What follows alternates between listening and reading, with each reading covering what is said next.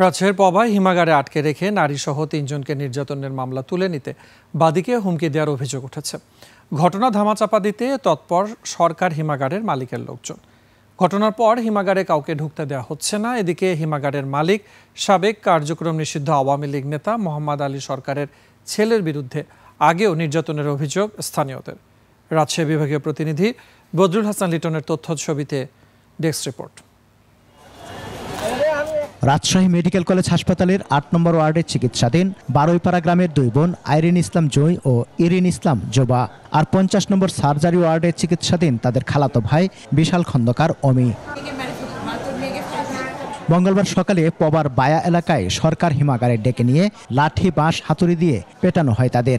এক পর্যায়ে শরীরে সেফটি পিন ফুটিয়ে নির্যাতন করা হয়। এই খবর জানাজানি হলে বিক্ষুব্ধ জনতা হিমাগারে ভাঙচুর চালায়। মঙ্গলবার থেকে বাদী জনাবুর রহমানকে হত্যার হুমকি দিয়ে মামলা প্রত্যাহারের চাপ দিয়ে যাচ্ছেন আসামি পক্ষের লোকজন।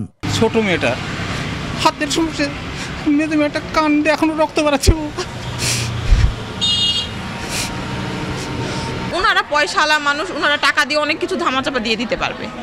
আমাদের তো টাকা পয়সা নাই, কিন্তু তাই বলে কি আমরা দেশের নাগরিক হিসেবে বিচার পাবো না? অনেকজনকে প্রেশার ক্রিয়েট করা হয়েছে। আমি যেন বিষয়টা মামলাটা প্রত্যাহার করে নিই, আমি যেন নেগোসিয়েশন করে নিই, এবং আমি যদি নেগোসিয়েশন না করি তাহলে আমাকে প্রাণনাশের হুমকিও দেওয়া হচ্ছে। চিকিৎসক জানিয়েছেন আহতদের শারীরিক অবস্থার উন্নতি হয়েছে, আর হুমকির বিষয়ে অভিযোগ পেলে ব্যবস্থা নেওয়ার কথা জানায় পুলিশ। প্রাথমিক চিকিৎসা থেকে দেওয়া হয়েছে। এখন পর্যন্ত যে তথ্য রয়েছে তাদের কেউই গুরুতর অবস্থায় নেই, মোটামুটি স্থিতিশীল রয়েছে, চিকিৎসাধীন রয়েছে। আমরা কমপ্লেন পেলে আমাদের পুলিশের বিরুদ্ধে যদি কোনো অভিযোগ হয় তাহলে সেটিরও আমরা প্রতিকার দেব। আর যদি বিবাদী পক্ষ বাদী পক্ষকে অবৈধভাবে কোনো চাপ প্রয়োগ করে সেটিরও বিষয়ে আমরা আইনগত ব্যবস্থা নেব। নির্যাতনকারী হিমাগারের মালিকের বাড়ি ও তাদের অফিসে গেলেও কেউ দেখা করেনি। অফিসে কাউকে প্রবেশ করতে দেয়নি নিরাপত্তা কর্মীরা। স্থানীয়দের অভিযোগ, হিমাগারের মালিকের ছেলে আহসান হাবিব জিকু অর্থ ও ক্ষমতার প্রভাব খাটিয়ে এর আগেও লোকজনকে নির্যাতন করেছে।